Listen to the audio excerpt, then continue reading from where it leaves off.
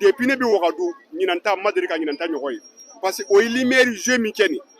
n'i y'a filɛ a kɛra ko Dubaï a kɛra ko Amérique e yɛrɛ t'a lɔn a bɔnfɛn min yɛrɛ fɛ ni nana ti fɛ ka taga ne yɛrɛ nisɔndiya don depuis a daminɛna don o don n bɛ na hali n tɛ baara kɛ a kama. Ka yelen kura ani kimi biri jabolangana minnu bɛɛ ka yiri mɔgɔni gwengwennin don min gunnen don jabolo ka fogobara ni o ye place des cinéastes ye nin dakabana yelen nin ani kimi finma gwɛma ani binkɛnɛma o tɛ dɔwɛrɛ ye ka mɛndiya ani nusɔndiya yira maa minnu bɛɛ ye o senfa ka se FESPACO kɛnɛ kan o kɛra projet ye ka bɔ Aïcha Junior fɛ. A ka ɲi fɛn kura ka kɛ jango luna mo bɛna na FESPACO la o nisɔn ka diya voilà population fana nisɔn ka diya parce que présentement an bɛ situation min na a ma nɔgɔ donc ni fɛn kura kɛla a bɛ na ni hɛrɛ ye.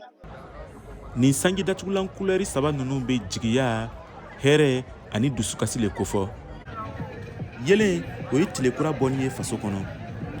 donna espace lumière na kɔni a kɔni an satisfaira ɲanama an nisɔn ka di n'i y'a filɛ kɔni première fois yɛrɛ le bɔ FESPACO la an bɛ fɛn modèle ɲɔgɔn ye.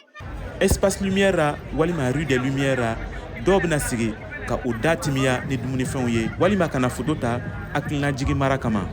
A b'an ka jamana ye cogo ɲa dunan mun nana an fɛ o bɛna bonya fana la an kan o fana bɛna an ka pays fana valoriser.